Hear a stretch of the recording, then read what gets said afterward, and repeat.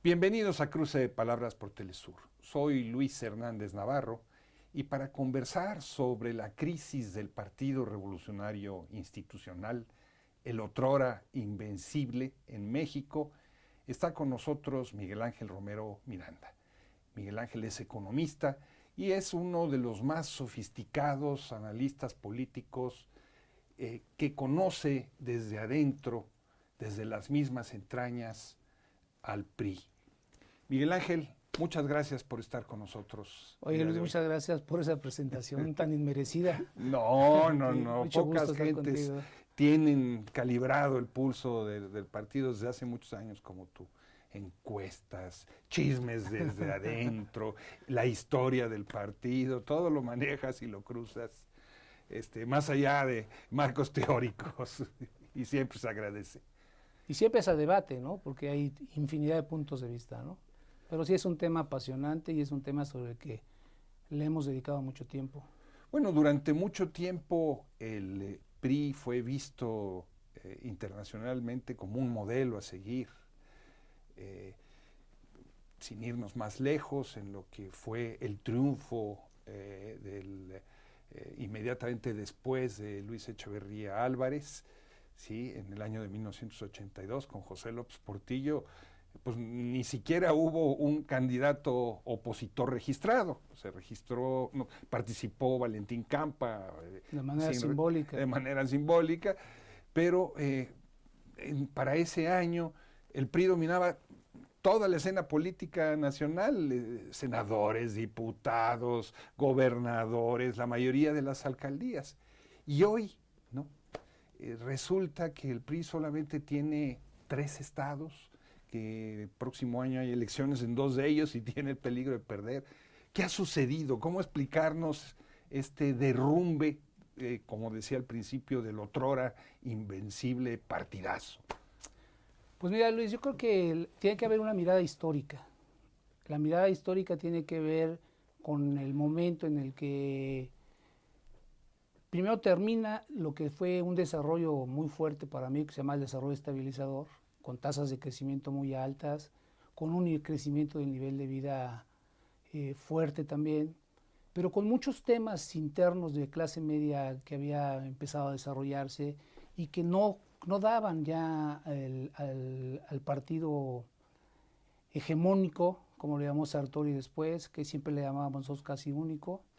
Y después vienen 2 periodos en los que... En 1970, el fin. 70 y 82, ajá, donde ya el tema del modelo de control del gasto, digamos, de ser sensatos y responsables con el país, se pierde, ¿no? Los dos sexenios son sexenios que en ese momento conocíamos como populistas y definíamos el populismo como aquellos presidentes que gastaban más de lo que tenían, ¿no? La maquinita de hacer billetes. La maquinita de hacer billetes, y lo que da toda la oportunidad y todo el criterio de participación de la corriente neoliberal es poner orden en casa, ¿no?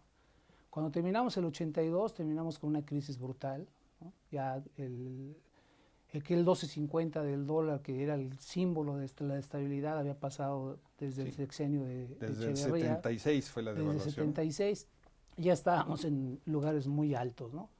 La inflación, que había sido también del 2% durante los 12 años del desarrollo estabilizado, se había desbordado a más del 100%. Pero sobre todo había lo que le llamaban el desorden en la casa, ¿no? Una participación del Estado en la economía absolutamente desordenada, que dio lugar a que hubiera 1.155 empresas del Estado. Para que veas el tipo de desorden, se llevaron 4 años en el gobierno de Miguel de la Madrid. Hasta el 4.º año de gobierno pueden decir hay 1.155 empresas, porque algunas estaban en diferentes situaciones jurídicas y financieras, ¿no? Algunas necesarias, como la Comisión Federal de Electricidad, y otras absurdas. Lo que veíamos ahí nosotros y lo que vemos ahí nosotros es que esas empresas habían sido producto de un caos, ¿no? si estaba mal la refresquera García Crespo, bueno, pues el gobierno se quedaba con ella. Si el hotel estaba mal, se quedaba con ella. Si Ánfora estaba mal, si los Casimires estaban mal, si los restaurantes estaban mal. Entonces había un desorden. Había muchas empresas muy importantes, ¿no? CFE, Teléfonos de México, Altos Hornos. Y en el 82, cuando llega la primera, digamos, ola de tecnócratas, ahí el primer jefe tecnócrata es Salinas, el jefe de la tecnocracia desde que llegan en el 82. Más que de la Madrid. Más que de la Madrid, porque de la Madrid fue presidente la Madrid estudió en Harvard. 82 al 88. Sí. De la Madrid es el presidente, estudia en Harvard, pero es un abogado que no tiene, que lo vamos conociendo después de ser presidente, ¿no? Cuando él acusa ya en las entrevistas mucho más recientes que hizo, sobre todo con Carmen Aristé. Vamos viendo un presidente nacionalista que nos sorprende y que no es el que tiene esa visión de lo que pasó en su periodo, ¿no? Y entonces Salinas de Gortari se convierte en el jefe de la tecnocracia, ¿no? Y desde ahí va construyendo y construye su candidatura. Pero ¿a base de qué la construye? Es muy interesante ver que lo que vamos a ver aquí son 3 momentos importantes del PRI, donde llegan con un plan muy definido ya antes de tomar la presidencia. Por ejemplo, en el 82, cambios constitucionales al artículo 25, 26, 27 y 28. En esos cambios importantes queda el artículo 28, donde se define la participación del Estado en la economía, ¿no? Entonces se hacen 2 áreas, las prioritarias y las estratégicas. En las estratégicas queda un listado muy importante, donde está Pemex, CFE y muchas otras más, que después se va achicando a lo largo del tiempo. Y en las prioritarias no se define quiénes son. Todas las que quedan fuera de aquí fueron las que se fueron a vender, casi todas en el siguiente sexenio, ya con Carlos Como Salinas. venta de garage. Pero la Constitución se modificó. Y es muy interesante cuando lees la parte de la relatoría de lo que sucedió en la Cámara de Diputados, cómo ahí los diputados que venían de la izquierda, pues en ese tiempo, pues la gente del PPS, ya estaba no me acuerdo si era el Partido Comunista, estaba Rolando Cordera, estaban algunos... Sí, ellos entran a partir de la reforma del 78, en el ¿no? 82 Salen, y en ese 82 ya están, ya ahí ¿no? su debut, ¿no? Bueno, el 79. En el 79 entran la primero y es ya como partido unificado. Y entonces cuando vas leyendo toda la relatoría te das cuenta que la izquierda estaba feliz de la vida porque por fin había un capítulo estratégico donde de aquí en adelante el Estado no podía deshacerse de las empresas, que era una demanda vieja de los comunistas, de los socialistas. Obviamente las demandas que tenían eran de unas ramas muy amplias, ¿no? Querían la industria farmacéutica. Fíjate qué visión, que si fuera sido estratégico. Es estratégica. Veamos India, por ejemplo. Es estratégica, ¿no? Y nunca la habíamos visto como esta. Veíamos como un exceso de los comunistas de todo el tema, ¿no? Pero bueno, pues es una de las maneras en las que yo veo y releo las cosas y digo, bueno, qué manera de engañar haciendo política, ¿no? Que por un lado dice uno, pues que trampa, pero por otro lado, como asesor, como analista político, dices, qué fascinante la Dices, esa fue la primera. Es la primera en donde ya queda claro que entonces van a privatizar todas estas que no servían para nada, que no tenían por qué haber estado, pero muchas otras más, ¿no? Como ya vamos en el siguiente sexenio con Salinas.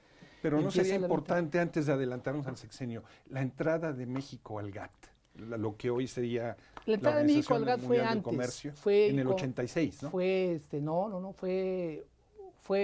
si no mal recuerdo, ya estábamos entrando ahí con López Portillo, o cuando menos con López Portillo se quedado... comenzó, pero entramos realmente en 86, bueno, si no estoy yo mal.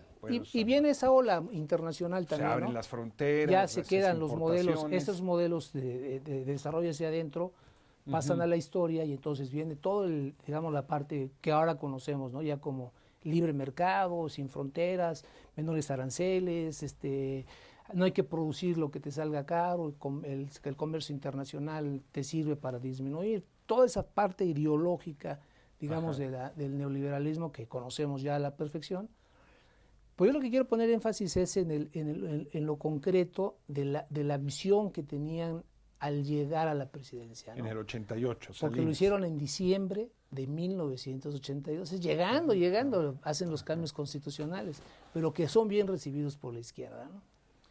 Bueno, después viene Salinas y Salinas hace las ventas. Y entonces a Salinas le toca pues negociar Telmex, sobre todo, que es una negociación que digamos... Hay que vender bienes para resolver males, decía. Decía, pero si tú revisas la manera en que se vendió Telmex, los argumentos que siempre han sido los mismos, ¿no? Pero los argumentos, no tenemos dinero, no tenemos tal, no tenemos tal. Hay unas investigaciones impresionantes en teoría y política, que es una revista que se hicieron a partir de muchos teóricos ahí en la Facultad de Economía. Muchos latinoamericanos Sí, fusilados en México. donde Enrique de la Garza lo único que hace es sacar el convenio, ¿no? A ver cuál fue el convenio que se estableció, las reglas en las que se vende Telmex. Interesantísimo saber que pasamos de un monopolio privado a un monopolio público, ¿no? O al revés, de un monopúblico a un privado. Público a privado, ¿no? Entonces le dieron 5 años de monopolio absoluto, ¿no? Además se los dan, la manera en que lo venden, pues es muy bien, porque no tiene recursos suficientes, entonces le dan chance de comprarlas y venderlas después, ¿no? Entonces, subir las tarifas en un momento en que había pactos para no subir tarifas. Entonces, el enriquecimiento de Slim, de ser pues un financiero o un empresario importante, a ser el hombre más rico del mundo durante algún tiempo, se explica por las condiciones específicas en las que le entregan. Y ahora ya vemos, por ejemplo, Ancira con Altos Hornos de México, y en fin, las mineras y tantas otras cosas que se explican en la forma en que las propiedades estatales pasaron a ser propiedad. ¿Y cómo afecta eso al PRI? Bueno, surge la corriente democrática justo por eso, porque hay una crisis económica, hay que reconocerla, y hay un exceso de participación del Estado, pero también viene todo un modelo, viene todo un proyecto que rompe con toda la tradición del PRI, y entonces vienen recortes, vienen salarios con acuerdos que hay, no aumentan los salarios, hay una disminución del nivel de vida, el Estado se contrae en muchas de sus actividades, se empiezan a perder las condiciones de vida de la política de beneficio que el Estado tenía, ¿no? Entonces, la respuesta es la corriente democrática. La corriente democrática parece de Cuauhtémoc, de Porfirio, de Ifigenia, ¿no? De ellos tres, básicamente, que recuerde ahorita. Y la corriente parece que es un problema exclusivamente político y por eso dice, vamos a hacer una elección democrática, ¿no? Democraticemos al PRI. Pero Ifigenia hace todo un planteamiento económico también, ¿no? Y entonces aparece no solo como un planteamiento político interno de la democratización del PRI, en donde queda muy claro el PRI donde controla, ¿no? Que es exactamente lo que está pasando ahorita. No ha cambiado el PRI en esos controles, o sea, de lo que pasó la corriente a lo que pasa ahora es exactamente lo mismo. Internamente funciona igual. Y de igual, cuando uno revisa dices, no puede ser, ¿no? Por eso el dirigente actual, vamos a dar ese brinco, si se permite, tiene todo el control del partido, porque el control del partido, la manera en que está organizado el PRI le permite que el que esté al frente pueda tener controles, ¿no? Bueno, pues regresando, entonces hay un gran pleito, y ya sabemos lo que pasó en el 88, hay una gran decisión. En la elección ya de la elección de Salinas, hay un debate si ganó o no ganó, si ganó, si se cayó para que fuera más del 50, en fin, pero la elección ya desde ahí queda dañada, queda hecha. Y se forman, por otro lado, empieza a formarse ya esos periodistas forman en el 89, el PRD, ¿no? El 5 de mayo del 89. Partido de la Revolución Democrática, ¿no? Entonces, ¿qué sucede? Pues que desde el 88, como respuesta a lo que hicieron en el 82-88, hay una gran decisión del partido, ¿no? Luego viene, digamos, el asesinato de Colosio, ya al final del sexenio 1994. Que abre de nuevo otra posibilidad de que llegara al PRI, como candidato del PRI, un personaje que no tenía nada que ver con el PRI, ¿no? Nosotros podemos investigar, hemos hecho una investigación sobre los presidentes anteriormente y no hay nada de que Zedillo lo vincule al PRI, lo haga ser orgullosamente priista o que haya trabajado para cosas del PRI, ¿no? Entonces, O sea, está dentro del PRI, pero es ajeno a su totalmente lógica, ajeno. su funcionamiento, Y lo que a su historia. y lo que sabemos era de un desprecio del PRI, ¿no? Eso ya ha quedado muy acreditado en muchos textos, que Zedillo nunca quiso, nunca se sintió, nunca fue un priista orgulloso de serlo, ¿no? Le chocaba el PRI, ¿no? Y fíjate que lo importante ahí es que otra vez en diciembre, pero ahora del 94, llegan con un planteamiento muy importante, ni más ni menos que modificar la Suprema Corte de Justicia en su totalidad, ¿no? Es decir, ¿qué es la Suprema Corte de Justicia? Pues es la que establece o define todo el marco jurídico. No lo define ella, sino dice qué es constitucional, qué no es constitucional, en un quién gana, quién no gana. Una maniobra estilo Fujimori. Pero lo realmente relevante aquí, de nuevo, como sucedió en el 82, es que la izquierda no dice nada. Si tú revisas los textos de los periódicos de diciembre del 82, yo no veo, y es más, ni hasta del 94, ni hasta la fecha hay gente que no sabe que eso ocurrió. ¿Qué significa tener una posibilidad de que un poder, que en este caso es el poder judicial, puedas cambiarlo total y absolutamente? Bueno, pues estamos viendo lo de Estados Unidos, ¿no? Trump llegó y cambió, pero cambió algunos, ¿no? Tienen mayoría ahora y ahora quieren ver cómo recuperan y cómo equilibran ese poder. Es importantísimo. El mismo AMLO lo está viviendo, ¿no? Muchas de las decisiones pues, no pueden pasar porque las paran, porque hay equilibrio de poderes, ¿no? Porque la democracia es eso. Pero en el caso de los 6 años de Ernesto Zedillo, el poder judicial estaba en sus manos, absolutamente, ¿no?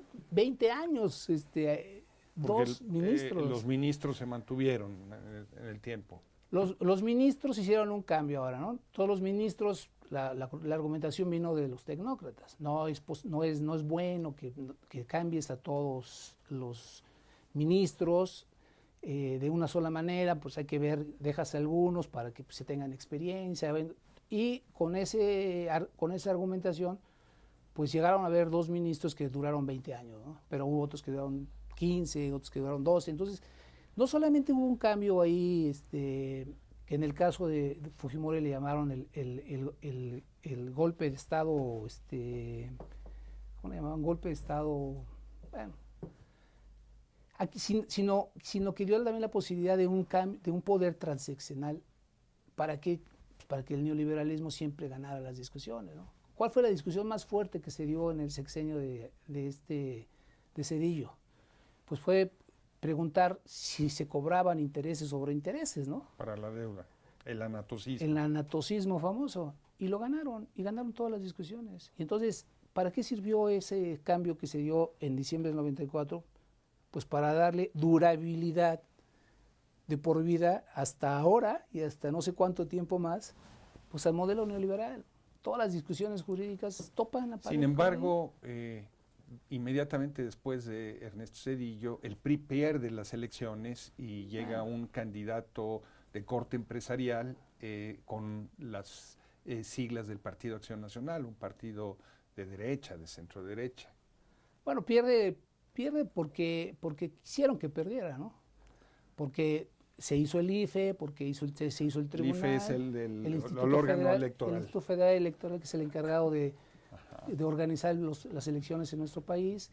Se hizo el Tribunal Electoral, fue otra cosa aparte del Tribunal Federal, digamos, un órgano jurídico que solamente iba a calificar y igual que la Suprema Corte, lo que decide es inapelable, ¿no? ¿Te parece, Miguel Ángel, si vamos a una pequeña pausa? Me parece muy bien. Amigos, amigas, no se vayan, volvemos.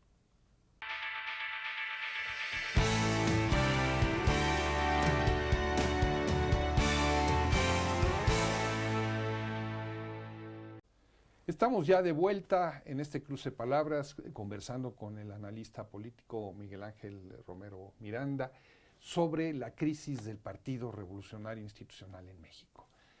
Miguel Ángel, nos fuimos a una pausa con la derrota del PRI en las elecciones presidenciales de 2000.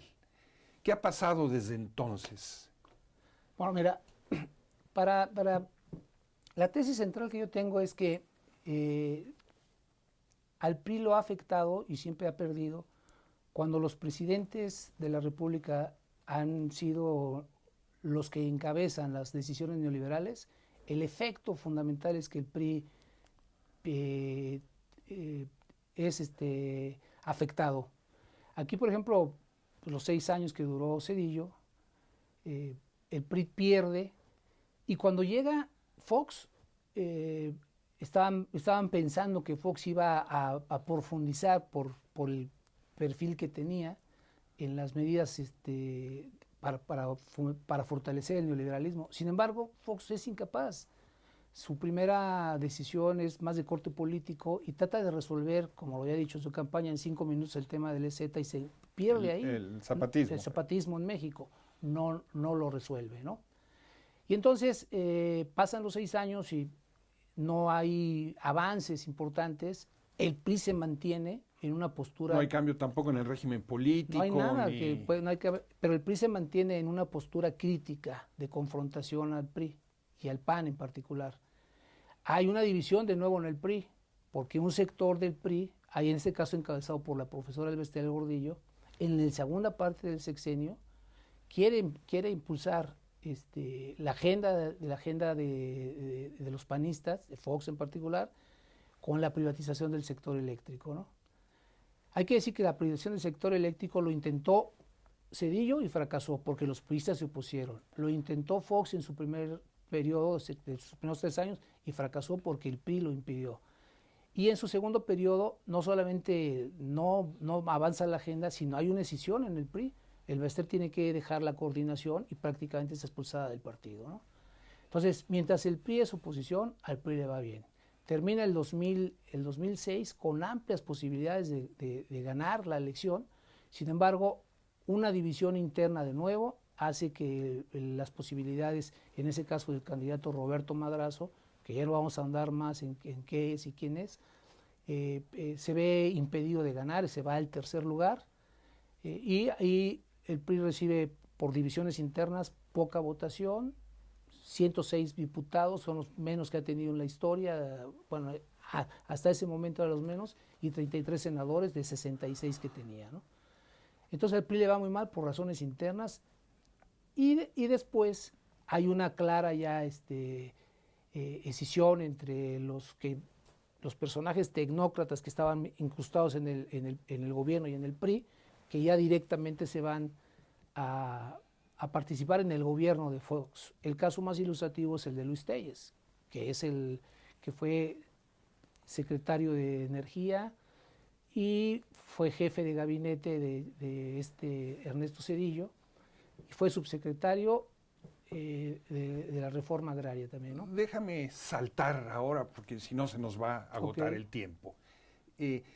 ¿Cómo explicarnos la actual crisis, donde hay exgobernadores que piden la renuncia del dirigente nacional del PRI, derrotas electorales, un escenario catastrófico? ¿Cómo explicárnoslos en este momento?